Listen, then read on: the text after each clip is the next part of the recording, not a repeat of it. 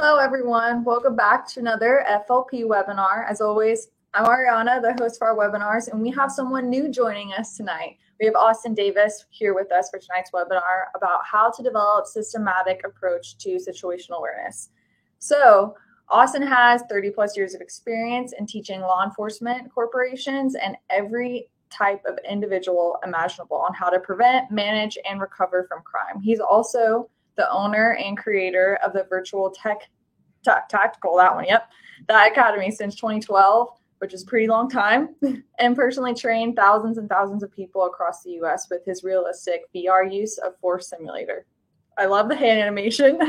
Currently, also, he's the National Director of Training for one of our partners, Concealed Coalition University, and creative force behind Concealed Coalition University.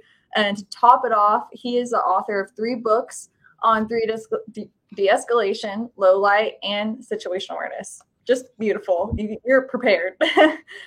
So you can see why he's the expert and why we want him to be speaking on tonight's webinar topic. As always, make sure to submit any questions you have in the comment section down below, whether you're watching from Facebook, YouTube, or wherever. And this webinar is recorded, so you can watch or share this webinar later. Thank you again, everyone joining this month's webinar. All right, Austin, want to get us started? Let's do this thing. Hello, FLP family. My name is Austin Davis, and thank you very much for spending your time with me tonight on this topic.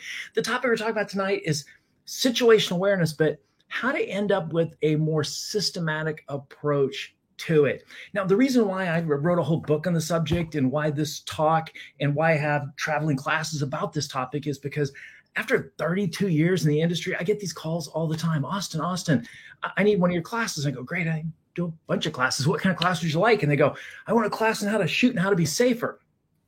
Great. There's only one small problem. Those are very separate topics that seldom intersect.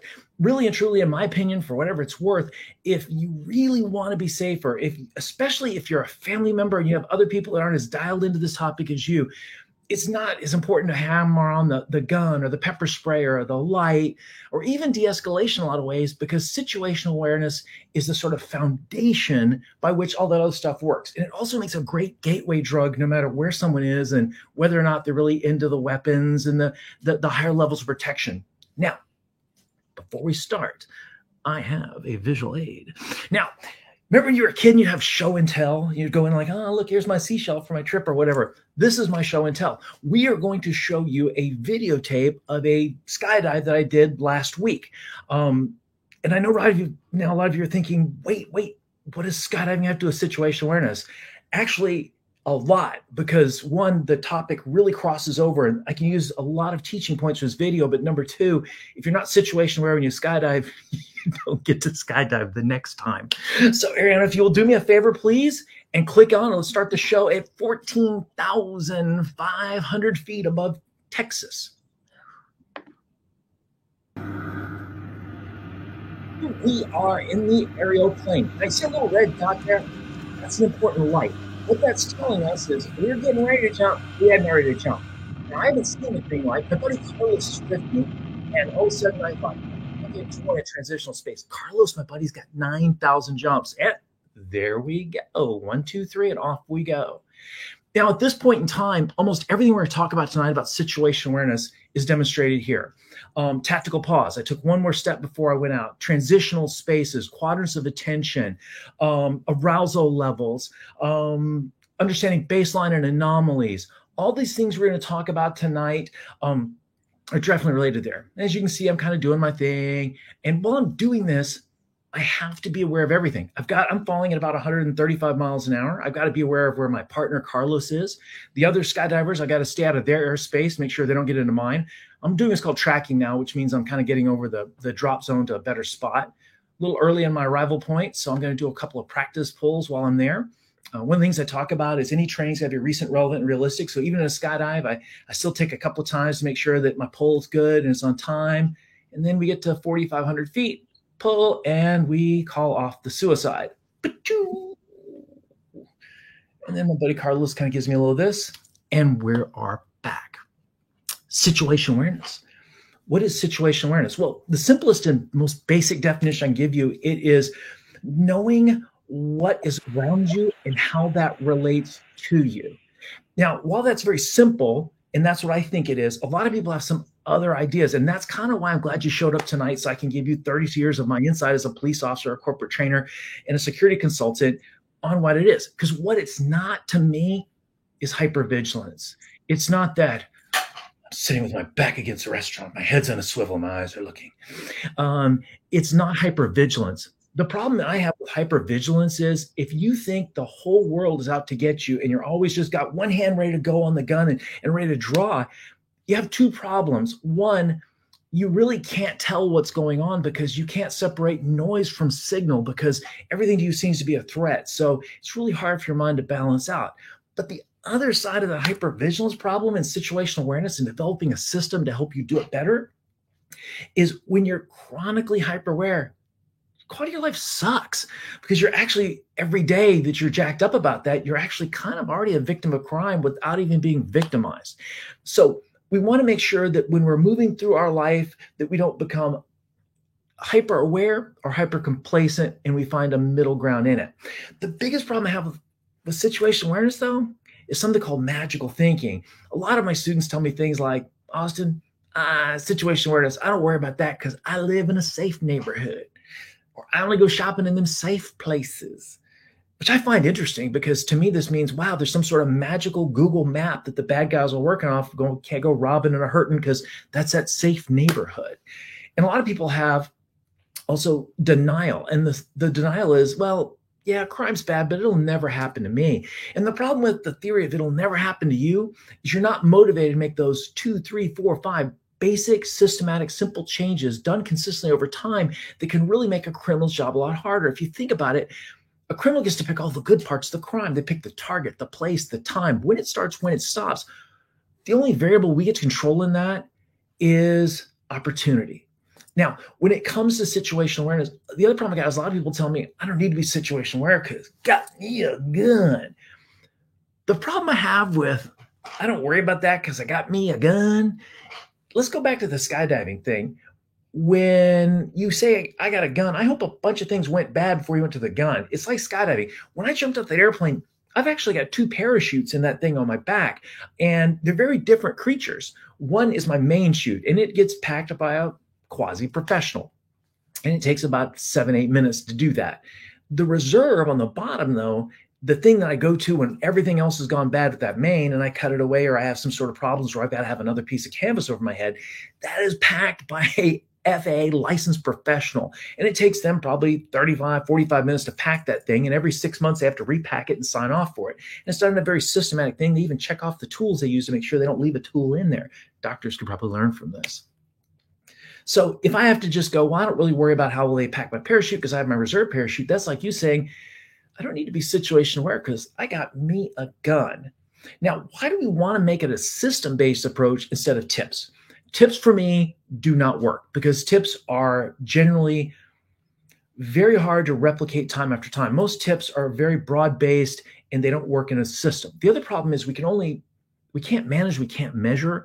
And the problem with tips is, as opposed to a systematic approach, is we can get better over time and refine our consistently done situational awareness program and refine it. But you can't measure, So tips, we don't know if we're just getting lucky, and I don't like confusing luck with skill. We want to get a program worked out. Now, why do you want a more situational approach to your situational awareness? Why do you want more of a system-based approach to situational awareness? To me, situational awareness is a lot like cancer. My wife was in oncology for 30 years. And if you ask my wife, charming woman, you say, what is your view on cancer? She'll tell you, I think the best cancer cure is early detection. And my wife's theory is the earlier we can detect a cancer, the more options we have to fix it, and the less damaging and destructive those fixes are going to be. And for me, situational awareness is exactly it. More awareness gives me more time. More time buys me more options. And those options could be fight, flight, or freeze. Those options could be just a cognitive grind. Let me figure out what exactly is going on here. The real problem with situational awareness and why we want to increase it is a lot of times we don't have enough information about the situation to form a reasonable response to what's going on. So a more systematic approach ideally can buy us more time. And more time buys us more options. And a lot of times you're rounding a corner and there's a guy with a baseball bat and you have seconds to decide, is that someone getting ready to split your head open, or is that someone on the way to a softball field? More situational awareness buys me more comfort, buys me more time, and allows me to live a much calmer life. Now, what are some behavior patterns that create a systematic approach to situational awareness? Well, the first thing is, let's talk about when the situational awareness is most appropriate. That's when you're in a transitional space. What is a transitional space? Well, in my world, a transitional space is when you leave one safe place and go to another safe place. So a classic example in the real world would be you leaving your car and going into a grocery store and coming back, you getting out of your vehicle to go get gas, you taking the dog out for a walk in the neighborhood. You're leaving a secure place, hopefully, and going out and coming back to it. In skydiving, the example we just had, this when I'm in the airplane going to altitude and the door's closed, I'm not in a transitional space because there's nothing I can do to affect my outcome. Now, when that door rolls up and I go stand on an airplane, now, in case you've never done this, if you're standing outside an airplane like I'm doing, it's a very weird thing.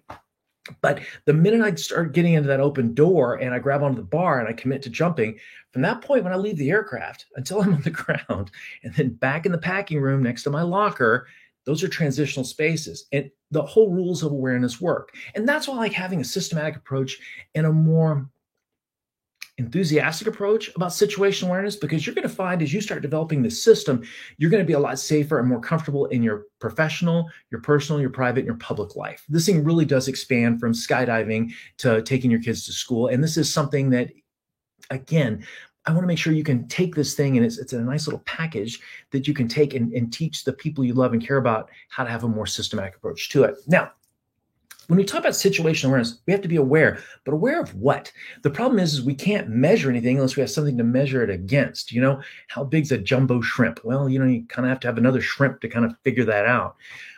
When it comes to situational awareness, what we always want to be comparing is what is the baseline? Now, we talk about baseline and situational awareness. What I'm talking about here is life has sort of a rhythm to it, if you think about it. Life has a rhythm to it. And what you're looking for is to define what that rhythm is and then look for anomalies, things that are above or below the baseline of that rhythm. And I'm going to use parking lots a lot tonight. I'm going to use parking lot tonight. And the reason I'm going to use a lot of this for examples, because it's kind of an easy thing for hopefully you to visualize to help kind of lock that into your procedural memory. So this works long after you and I have signed off today. When you are in a parking lot, if you think about it, people get out and they go to the store and they come back. And that's pretty much it. But if somebody's standing there watching people going in, maybe they're waiting for somebody, but that's something above or below the baseline. So you want to be looking for baseline. Now, baselines, another example is things that are obvious in a baseline. Let's say we go to a blowout rock concert rave kind of environment and everybody's up and doing their little thing. And all of a sudden you look over and someone's on a chair doing this stuff. That is an anomaly. Everyone else is in this highly agitated, highly excitable state, and this one person's not there. That's an anomaly. Instant danger? No, but it's something that should draw your attention. By the same token, you take that same energy with one person and put them in a very mellow coffee shop, and they're on a chair going, woo, woo, woo. Everyone else is trying to type or write or just drink their coffee. That's an anomaly as well. Another classic example is you go into a place that should be a really busy gas station at 4, 5, 6 o'clock at night, and you come in and there's no clerk, the drawers open and there's cash all over the floor, and you don't see anybody else in the room, in the store. That's an anomaly. It's a very obvious anomaly. So we're always looking for baselines and anomaly. When I'm in a transitional space, going from one safe place to another safe place, or a relatively safe place, not a relatively safe place, the classic anomalies you're looking for are comfortable or uncomfortable, dominant or submissive behavior. And those are great and classical things, and they help give us clues to decide if we're going to need to act and go farther down the path to assess this anomaly. But for me, the thing I'm really looking for when I'm talking about baseline anomalies is I'm looking to see if people are paying attention to me. If you think about it, I'm not doing anything that interesting. Nothing personal. You're probably not doing that much interesting either. And if people are focused in and looking at you, we have to figure out, why are they focused in and looking at you? They should be going to or from the store, pumping gas, doing whatever, but they're not. Now, there is a reason why some people are looking around. There's going to be 3 categories of people looking around. There's going to be cops. We're looking around. There's going to be bad guys. They're looking around. There's you looking around, because what we know is that the world has inherent dangers. And if we just kind of get our head up and look around, we'll start recognizing other people looking around, and you can kind of do that. And we're going to discuss this later on in the hard eye, how to deal with the hard eye, but you can kind of get in that little, what's up? Keep on walking. And just that awareness of baseline anomalies is the foundation of all situational awareness. Now, when we start talking about making a system of situational awareness, how do we know where we need to be on any given point? Well, there's a thing called the Cooper's color code. I've been teaching this for 32 years, and it's amazing. Every time I teach, I think everybody must know this now. But it's when my friends read the book, they're going, "Oh my gosh, the color code's amazing." And I'm like going, "I can't believe I never explained this to you." It was invented by a man named Colonel Jeff Cooper. He was the founder of the modern pistol craft, and he did a whole lot in pioneering work at making people safer in an inherently dangerous world. Truly great guy. If you've never Googled him, look him up. But he came with this color code system, and the color code's really very simple. It's got 4 or 5 colors. It's got white, yellow, orange, red, and sometimes black. And you can see they sort of get darker and more serious in the tone and color as they go on up. And each one allows you to have a different level of awareness. The first one is condition white. This is where you are completely unaware of your surroundings. And this gets a lot of bad rap. People go, "Oh, you got to keep your head in the soil. You got to be alert at all times." My little tactical friends are always telling me, I'm never in condition white. And I'm thinking, that sucks, because that's what Netflix and chill's about. That's what's about being in your house or hotel room and watching a great movie and kicking back with popcorn and your favorite beverage. That's condition white. You should be in a place that's safe where you can relax. There is a genuine place for condition white where you are just relaxed, chilled. And if something happened, you are unprepared to notice it or to affect change. The next level up in Cooper's color code, though, is condition yellow. When condition yellow happens, you are going into a transitional space or a space that you don't control. And at this point in time, you have general awareness, but you're not freaked out. The real key to condition yellow is you got to be as chill as possible. I want to be as chill as I can when I'm out in public for a bunch of reasons. Number one, my body language then is confident and stable, and that really causes a problem to the bad guys. So that alone is helpful. The second thing is in 99.99999% of my life and your life, unless you live in a combat zone, even then it's probably not 100% of the time, you're in a very safe place. And the problem is if you walk around all jacked up, you can't tell between signal and noise. You're just picking up too much false alarms. So you want to be real chill. And part of the reason you want to be real chill is I'm going to talk about this later on, is be able to listen to your gut. And there's a time you want to listen to your gut, but for your gut to be accurate, it's got to have a real calm baseline to work off of. So when you're on condition yellow, you got your head up, you're looking around, you're in external wide. We're going to talk about quadrants of attention in a minute. External wide scan, and everything's cool. Now, there's white, not paying attention.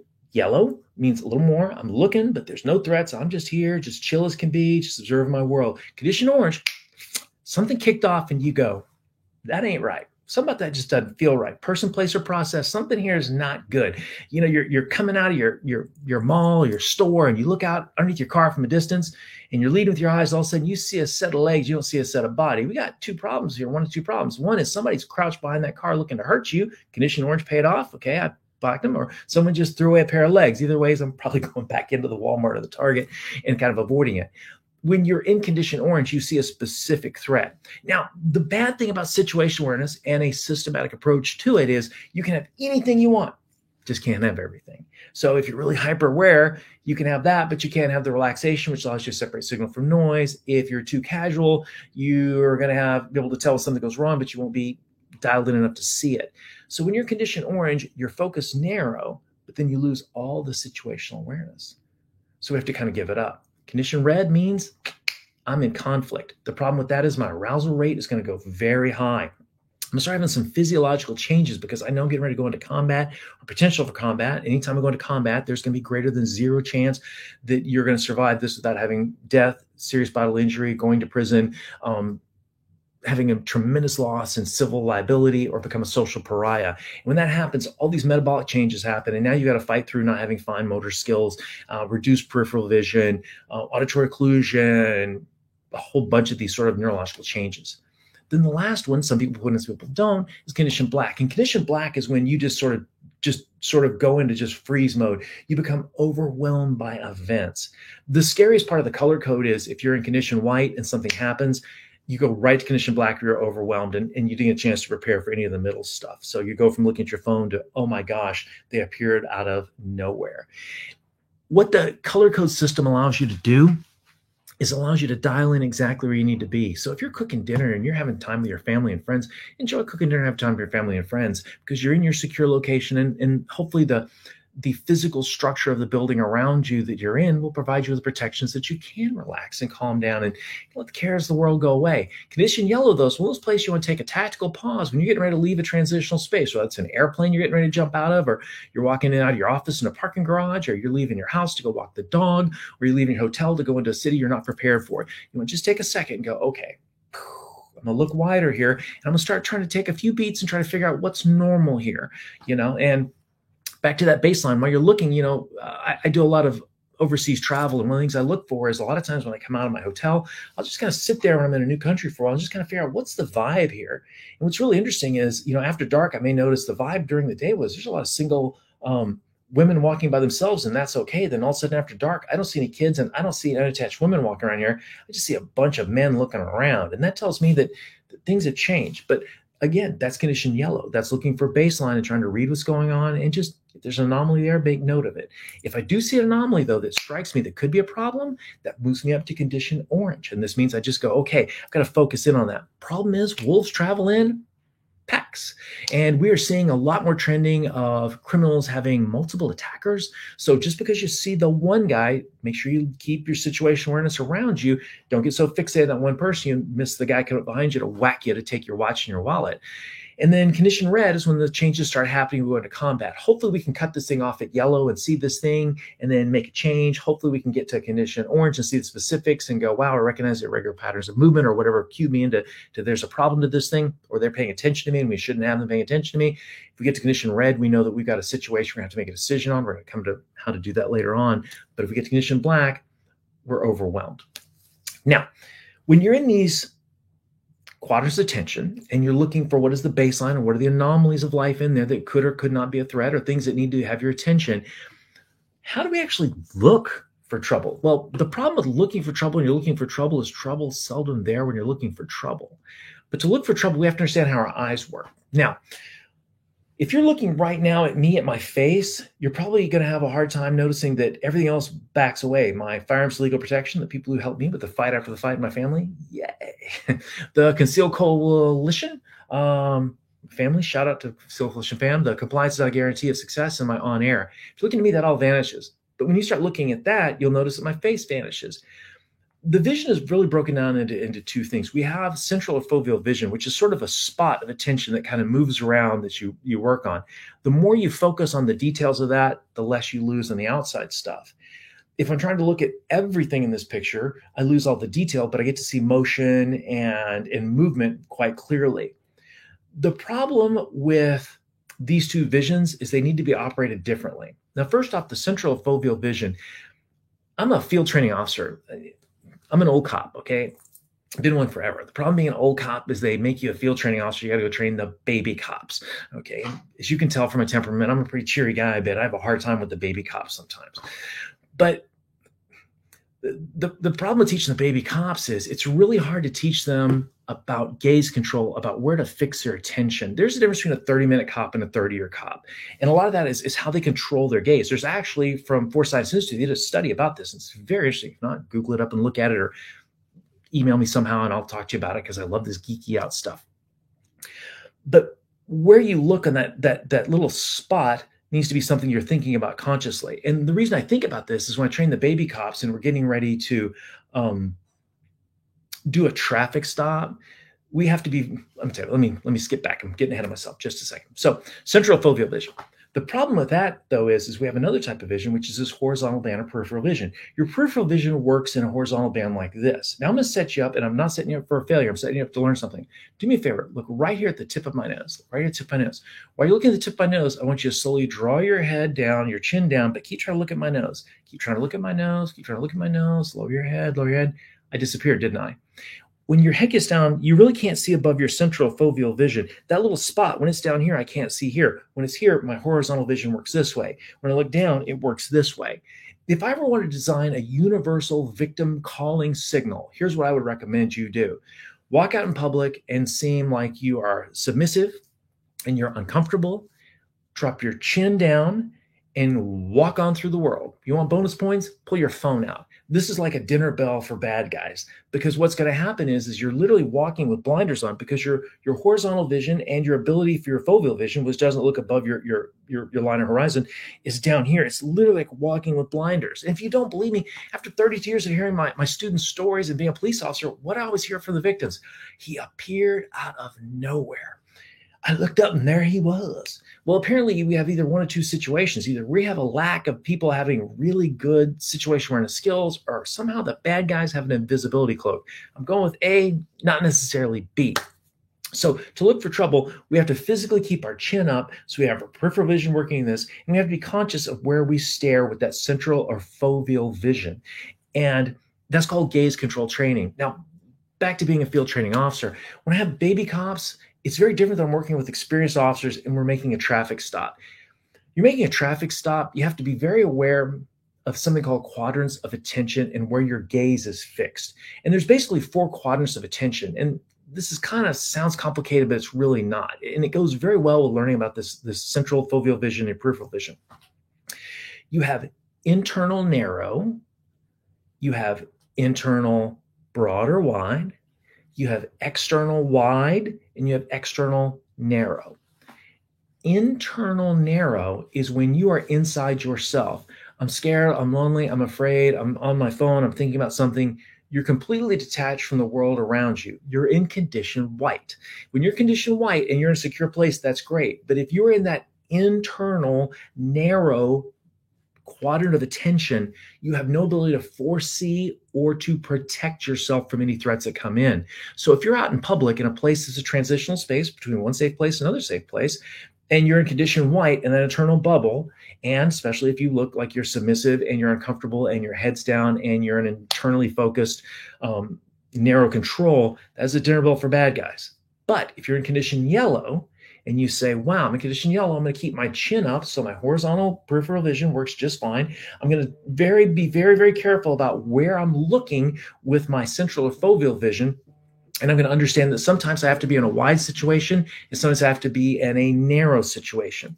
When I'm in condition orange, I'm going to be externally focused and it's going to be very narrow. Now, remember I told you when it comes to situational awareness and a systematic approach, you get everything you want, can't have everything.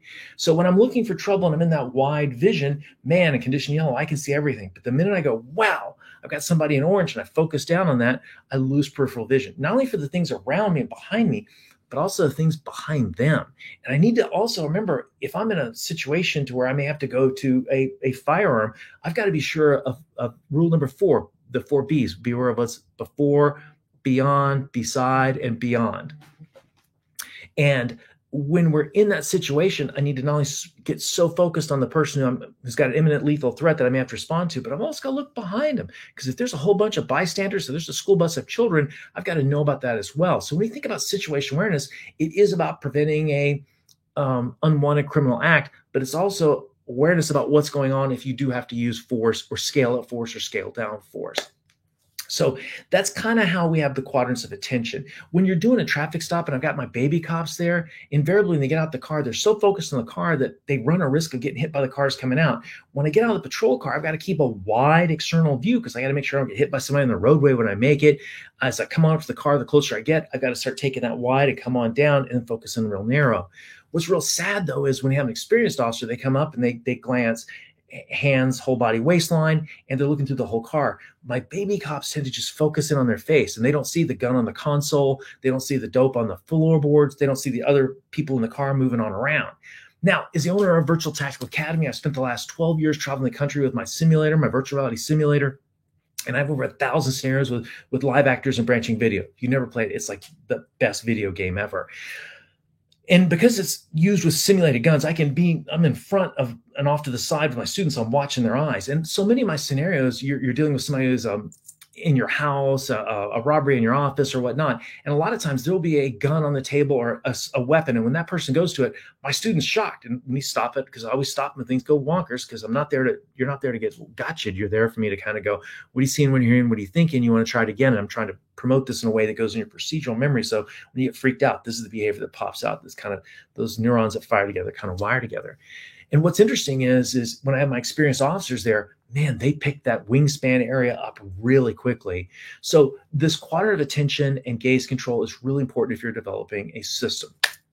Now, when we're out and about and we're in condition yellow, looking around, we want to be as chill as we can because we need to learn to trust our gut.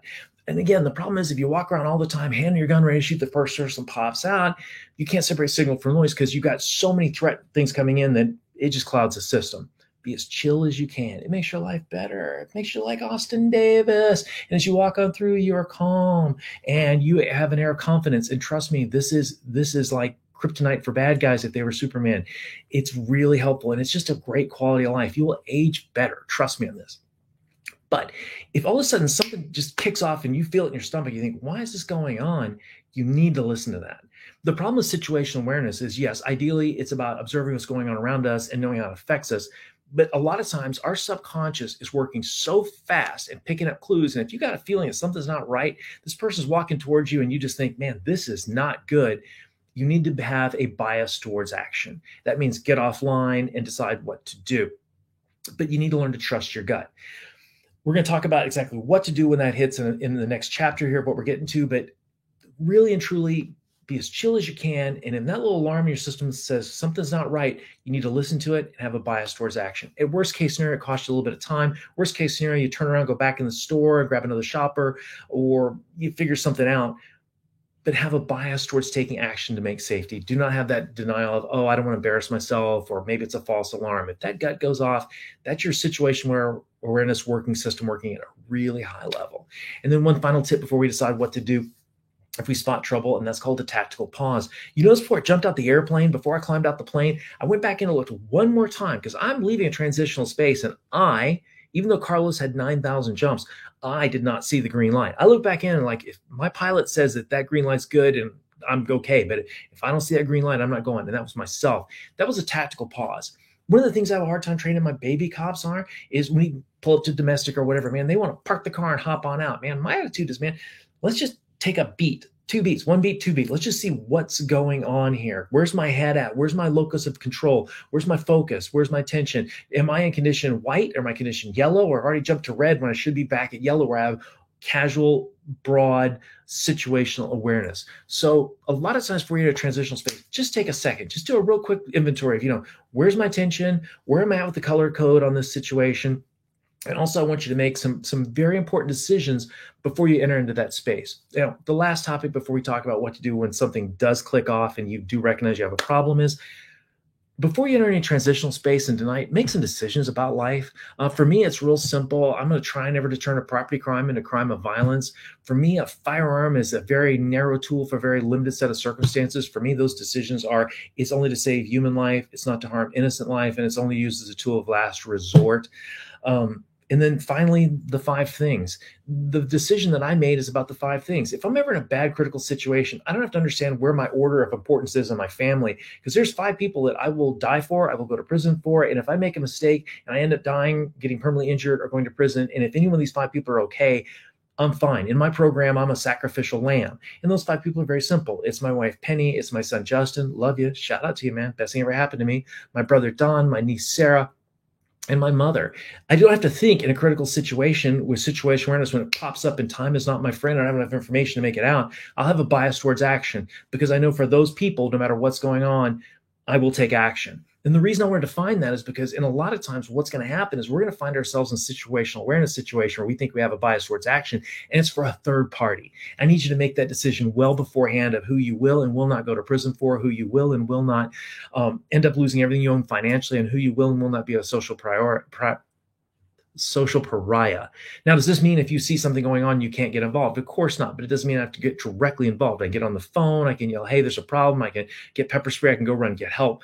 But decide what you want to do and what you don't want to do. And also figure out when you're wearing different hats. What I mean by that, when I'm a police officer on duty, that's real clear what I need to do. It's for me, it's real simple. Y'all are first, my partner's second, I am third. That is a simple process.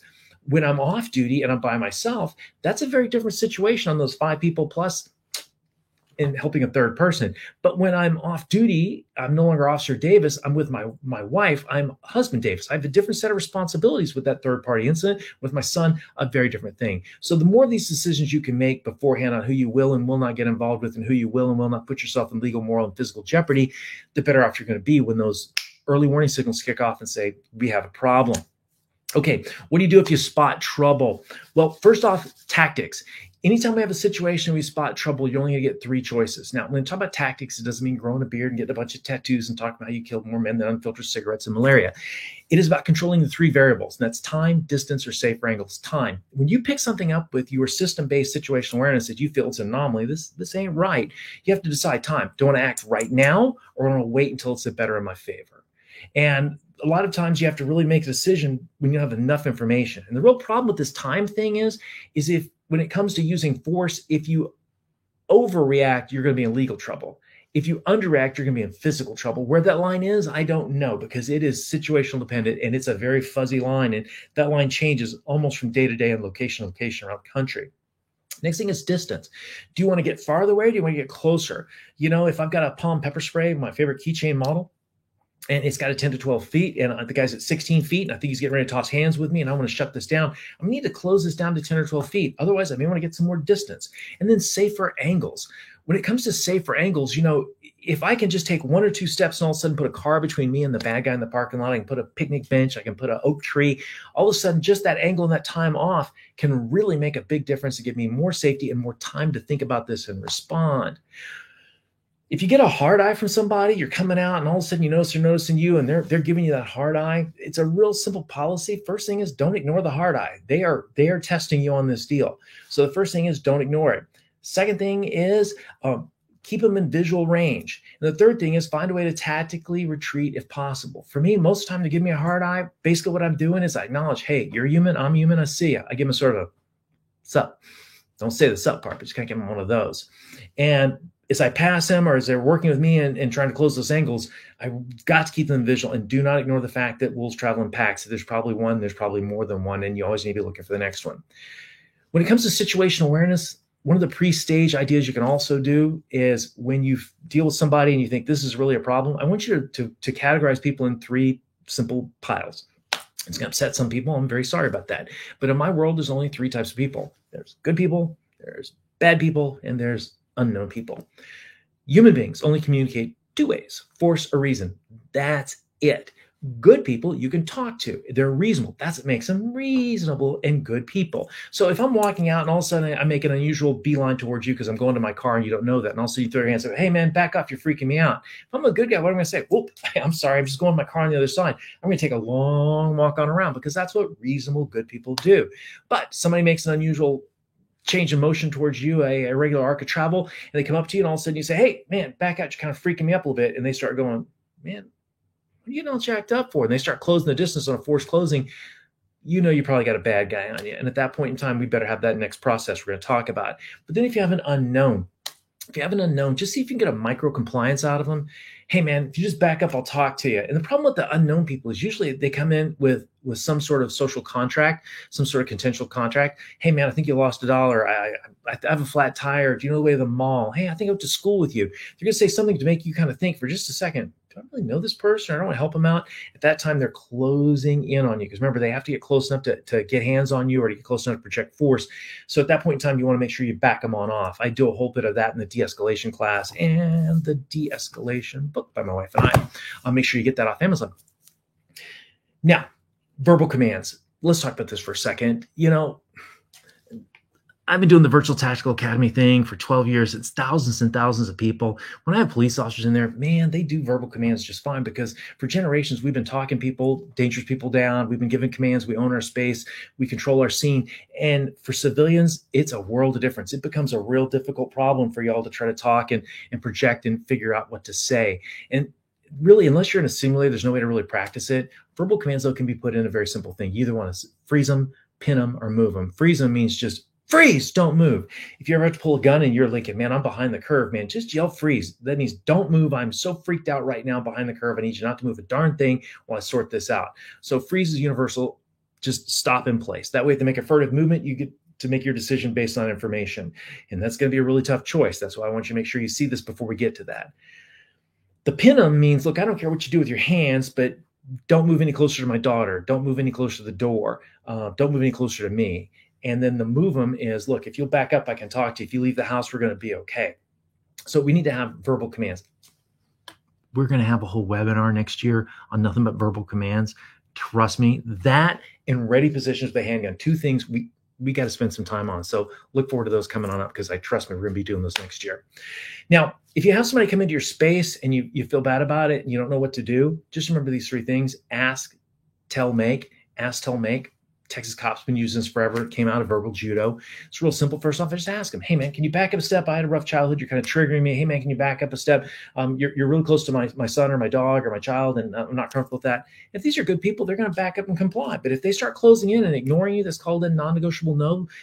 Man, if they're disregarding your non-negotiable no, we got a problem. That's ask them, then tell them, hey man, if you don't back off, we're going to have a problem here. And then there's make them. That means they keep coming. You're going to have to do something. And because sooner or later, remember, the bad guy's only motivated by you putting more force on them to make them reason that this is not worth the effort. Now, between ask, tell, and then make, between tell them and make, there's something called the universal question. And that is, hey, dude, is there anything I can say or do that we can just end this thing right now without any violence being used on either side? If they say no, screw you, and they start coming for the attack, well, game on, you know what's going down. Last thing is force or deadly force.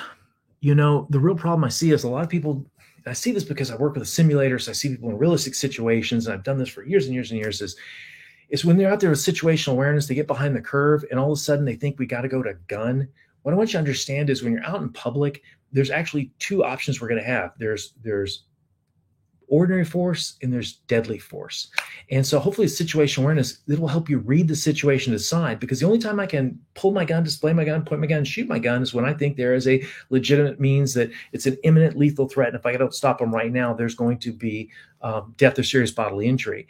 And if you ever watch my Conceal Coalition pepper spray class, which I hope you do. It's my favorite episode of the whole university. Go to concealcoalition.com. You'll find Conceal Coalition University.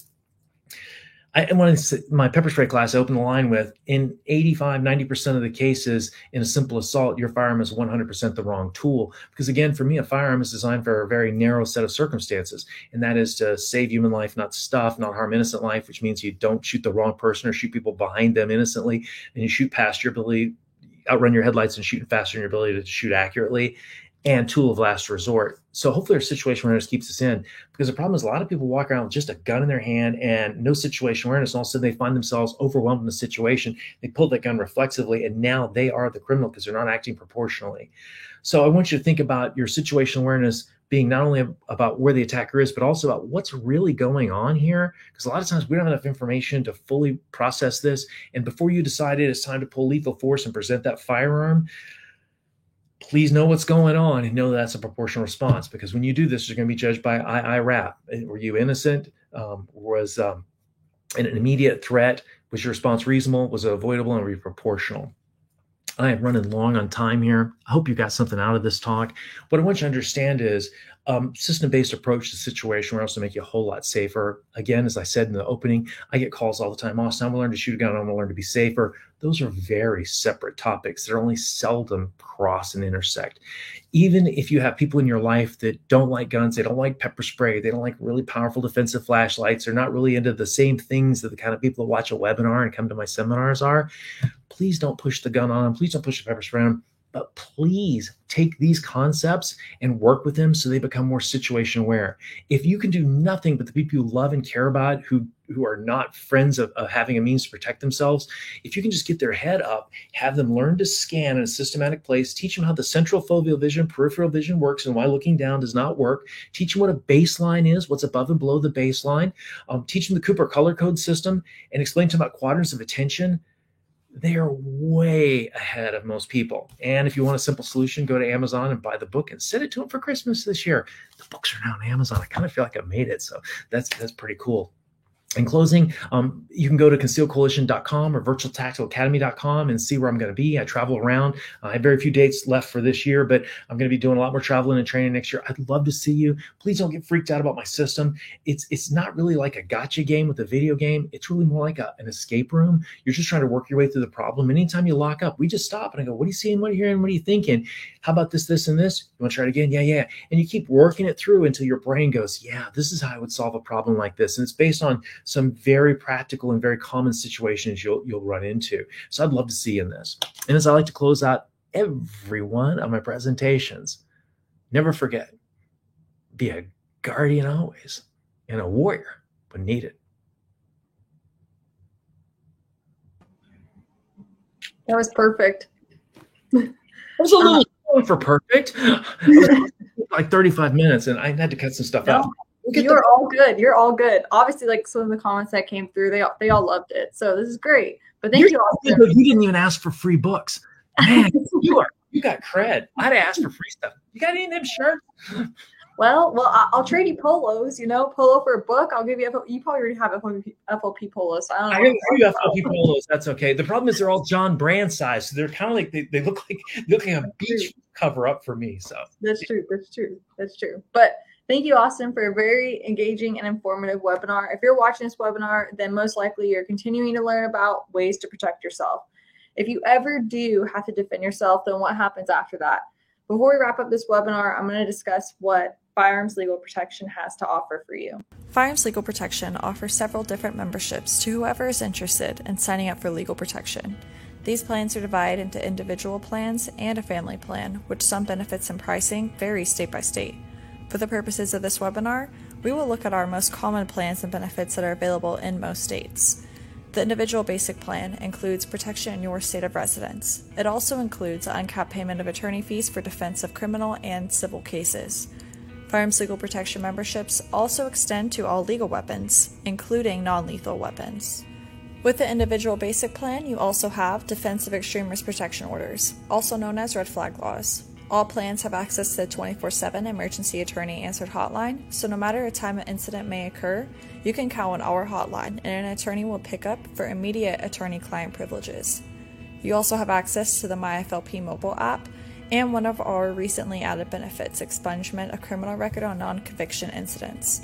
Members of all plans also receive access to digital content and special discounts. The next step up is the individual premium plan. This plan has nationwide coverage and also includes all the benefits just mentioned and payment of bail bond premium, payment of expert witness and investigator fees if either are needed in your case. There's also coordination of counseling support, payment of lost wages if you are out of work during trial, and a list of other benefits. We also have the family premium plan to choose from for those who want the same protection also applied to their family. For just a little bit more, you get all the benefits that were just mentioned applied to your spouse and all minor children. If you want more information over these benefits, then check out our Instagram or Facebook page for uploaded explained benefit videos. Remember, if you, friends, or family are not already protected by Firearms Legal Protection, please click the link below for a special discount we offer our webinar viewers. Now, let's get back to today's webinar. All right, let's get into some of the questions. It looks like we didn't really get too many questions for tonight's webinar, which is pretty rare, but you must have informed our viewers so well that you left them a bit questionless, which is— They're asleep out there. They went like, oh man, I'm gonna go Netflix and just go condition white. It happens. But let's look at this one that came through. They're talking about the color code. So would you say thinking about reaching for your firearm is condition red, or does red not come into play until actually reaching for your firearm? This is great. What I want you to understand about condition red is the fact that you're going to have neurological changes. This means you know that this is a threat. This is no longer a question. This is a problem. When that happens, and every one of my books I talk about tactical breathing, whether it's diaphragmatic breath or square breathing or combat breathing. At this point in time, you're going to have a hard time getting oxygen to your brain to make decisions. Your vision's going to narrow down. You're going to lose fine motor skills, and your ability to process cognitively is going to go out the window. And any behavior not trained under stress will not be accessed at this moment in your life. So if you didn't stress test any of these things, you're going to start finding yourself fumbling, and you're going to go into what's called primal response. Now, whether or not you get to pull your firearm in condition red, it depends on the threat. Is it proportional to pull your firearm? Is this a situation that needs force or deadly force? Do you think you're going to die or have serious bodily injury? And is the threat right now, is it imminent? Are you innocent? You didn't start the fight. You didn't say, come on over here. I'm gonna beat you up and pull your gun and shoot him. Was it avoidable? Some people hate when I talk about avoidability because they go, I got to stand my ground. Juries hate that stuff. If you can close the door, if you can drive away, if you can run away, you win. That's the cleanest win you can. So the thing about red is that this is a real deal. I've got physiological changes. I will only rise my level of training. I will not rise the level of my expectations. I'll fall to my lowest level of training. And this is where your ability to have training. And the problem is that all you've ever done is live fire training. Standing still and shooting a piece of paper in a well-lit, well-controlled environment is great training for standing still and shooting a piece of paper in a well-lit, well-controlled environment.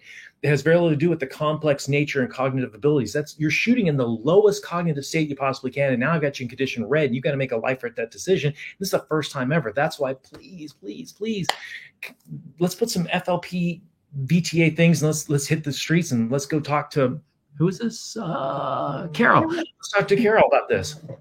Yeah. We have one more question that came through, and then maybe a question for me as well. But this kind of goes with Carol's question as well. But one thing that concerns me is if someone larger or multiple people pick a fight with me. I'm not a fighter, but I don't know when it's okay to pull my firearm in that situation. So you're kind of discussing on that, but yeah. This is if I had a T-shirt to send you, I'd send you because this is it. One of the things, if you ever hear me talk is after thousands of students in a virtual reality simulator, they're going to make real decisions in real time. They're very complex and realistic. They'll turn to me and they'll go, can I shoot him? And I always go, I don't know. Can you? You got the gun. Mm-hmm. And what's interesting is this multiple attacker thing you're talking about is a very, you're dialed in, dude, because we are seeing more and more of these with multiple people. This is a trend that is not going away, and it's only getting more profound. So what concerns me is if I have multiple people pick a fight with me, I'm not a fighter.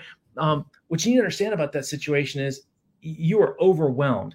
So what I want you to hopefully do is we don't get into that situation in the first place. If you see a large bunch of people from a far enough distance with your systematic approach to situation awareness, you go, man, my condition yellow turned into condition orange, and I don't want it to be into red. I'm going to beat feet out of there. Remember, we only have 3 choices: fight, flight, or freeze. At this point in time, beat a tactical retreat, get some space. If you do find yourself into this, you have to understand when it comes to fighting groups of people, you have 2 problems. I need you to think about this for a second. You may not hear this in many places. One is, are there witnesses or they're not witnesses? Because what's about to happen is very different. If you have witnesses, there's a real good chance this is going to be what's called an educational beatdown. If you disrespect them, they're going to beat you on down. And a lot of times they will stop that level of violence at a certain point because it's socially acceptable after a certain point not to take them too far. You made your point, they gave up. If there's no witnesses and a bunch of them, this thing has potential to go real ugly. So you have to think not only about the disparity of number of attackers, but you also have to think about the fact that are there witnesses of what's going on or not? Because that turns a lot of times from an ego crime where have an educational beatdown to a really savage situation to where this turns into a crime and sadistic thing. And remember, we always have probably 3 big categories that we have to worry about. Is it a personal crime? Is it a property crime? Or is it a process crime? Is it a personal crime? Hey, you disrespected me, or I don't like the category of human being you represent. Is it a process crime? It's a sexual assault. So it doesn't matter really who I am. It's just I'm the body that looks like they're going to go ahead and abuse for this process. Or is this thing a profit crime? They're looking for money. So, when you think about these groups, it all depends. If it's a process crime, they're beating you down. And if there's people, it's an educational beatdown. There's so many variables to this. One thing to think about, though, from a gun standpoint, is that little 387 shot thing in your pocket may not be the thing you want to have multiple attackers with. Now, I'm not saying you're going to need to go John Wick on them, but I do want to have enough in the gun. I'm not a big fan of carrying 14 spare magazines. I pretty much feel like a tactical situation, something you have on with you. The next thing too is, do you carry a large, powerful defensive flashlight? I find that a lot of times a big blast of light will solve the problem. I was in Italy not too long ago. I was coming out of a place in a pretty sketchy part of town, and a bunch of boys there. It's like they came up behind me. I was like, "Whoops, sorry, boys, didn't see you," and it backed them on down. So a big bright flashlight, a large group like that, really good can of pepper spray. Something in your hand, socially invisible, another nice tool. So something to think about. The other problem with the group is you start shooting around there, and gunfights are dynamic, and every hit's going to end up metal in the meat. Is you got stuff going down range. We're responsible for every one of them. So we have to be aware of not only the people we're attacking. If we do have to go ballistic on this thing, we have to be aware of our backstop, because we're responsible for everything that's before, beside, beyond, and before, beside, beyond. There's 4 B's. I forgot the 4th B, but that's okay. Before, beyond, beside. There's another B. Oh my God. My friend Anthony hears this. He's going to die. He taught me that. I'm going to have to send it to him then. I'm old. So what can I say? I'm so old. My wife, we got a Richard the other day, and they said, there's a 5-year guarantee. I looked at my wife. I said, look, it's a lifetime guarantee. Oh my goodness. That's all the questions that we have, but I have one question. It's a little off topic, but it's about you. You're just very good at explaining all this. Obviously, we had comments rolling through about that, and you're very passionate about this. And I was wondering if, is this what you plan to do for your career? Or did you know you're this is what I'm good at, this is what I'm doing, or is it just kind of fall that way for you? Can I tell you a secret? Yeah. I'm a former professional comedian. I started my life off as a stand-up comic. And for 5 years, the first 5 years of my professional life, I made my total living off funny for money, yucks for bucks. I didn't have to have a straight gig. I lived off my wits, and I loved it. And this is an old story, so be ready. It was Thanksgiving 1989. I had a home invasion. And I was also the guy who invented comedy defensive driving. And I realized I didn't do real well in this home invasion. It almost went bad. The cops that showed up did not do well. And I went, what I did for defensive driving, I'm going to do for crime prevention. And so I bought a house, I paid it off, and I spent 6 months to 8 months, and I got certified everything I could. And I started taking my comedy and making it into that. So it's just, to me, the problem is I don't want to have, adults don't learn when you go, we found the severed head in the trash can. This is not conducive to learning, And if we're sitting here and it's a bummed out thing, then we kind of get victimized twice by the crime. So for me, it's let's just take a lighthearted attitude. Let's be as chill as we can. Let's look onto this, because really and truly, 99% of the time, we don't need this stuff. And when it does show up, I need the happy warrior in your head. Funny story is, I had a student call me, and you can get my number and call me anytime you want. I get calls 24/7. You have the phone going off right now. It's a student. They had been to one of my classes, and they heard a noise in the middle of the night. And when you get up, you're not really paying much attention. He goes and looks out the window, and he sees this shiny Ford pickup truck, and he sees 2 feet sticking out underneath it, and he hears a noise. The guy's got a Sawzall and is cutting off his catalytic converter. So what does he do? He decides he's going to go grab his gun and his flashlight, because he went to one of the low light classes, and he starts running for the front door. He put his hand on the door, and he heard my voice say, a firearm's a very narrow tool for a very limited set of circumstances. Save human life, not harm innocent life, and tool of last resort. He went, I'm calling the cops. Turned on the porch light, called the cops. He started banging on the window. Guy got up, ran away. Same story, Corpus Christi, Texas, last May. Somebody was trying to steal a car. Homeowner came out. Car thief, 17-year-old kid, shot him. Homeowner takes a month to die. He dies. 17-year-old kid's now got capital murder charges on him. Homeowner lost his life over stuff. So what I really want to communicate to y'all is this. All these things we're talking about all come back down to situational awareness. But there's other discrete skills we'll be talking about hopefully next year if I get invited back. Please. Definitely. Because I really like talking to y'all. And it's just a great way to get the message out, because, the problem is people always go, well, experience is the best teacher. Experience sucks. You know why experience sucks as a teacher? Because it gives the test first, the lesson second. Man, let's throw a few jokes in there. Let's keep this light and keep it moving. And maybe we can get the lesson and skip the test. Yeah. Well, definitely chose the right career and you found the right career. So eventually, even if it took a little bit of a traumatic experience for you.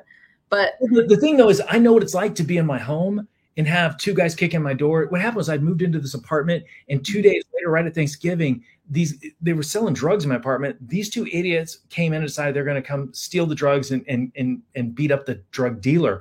And they didn't know he had moved out. And when that door blew open and things didn't go well, the only thing that saved me was my guys were so intoxicated they weren't a legitimate threat. That's the only thing that saved me. But I know what it's like after that I was not going to spend another night in that home. I moved out. I know what it's like to feel completely helpless. I know what it's like to not be able to go to sleep without going, is that a noise in there? So I can relate to my students so much. And if you're a trauma-based student, please come to me, because trust me, man, I'm here to hold your hand, because I want your first experience in projecting force and scaling force to be in my simulator in a nice, calm, control environment. When it gets a little above where you're comfortable, man, we shut it down and go, hey, man, what are you hearing? What are you seeing? What are you thinking? Let's work on out. So send some nice comments. Do they have your emails they can send there and go, we need more Austin. We want more Austin. Oh, yeah. They are definitely saying that. Yep. But thank you again, Austin, for providing all of us extremely helpful information on situational awareness and some extra tips that you provided. If any of you guys do have any additional questions or comments or want to purchase one of Austin's books that he has on Amazon, I'm sure you could probably just look them up on Amazon. You'd find them. But please email marketing@Firearms Legal, and I'll get you all the information. Thank you all again for joining this month's webinar. Remember to click the links in the caption below to sign up for your protection at a discounted rate, and also let us know what you would like to see in any of our future webinars. We'll appreciate hearing from all of you guys, because we want to make sure to keep providing content like this that you want to continue to watch. And if you enjoy content like this, then make sure to like our Facebook page and hit that subscribe button and that little bell on YouTube to receive any notifications whenever we do go live for webinars like this in the future. Almost done with my spiel, okay? But thanks again, everyone, for joining tonight. Have a great rest of your night, and protect yourself. We'll protect you.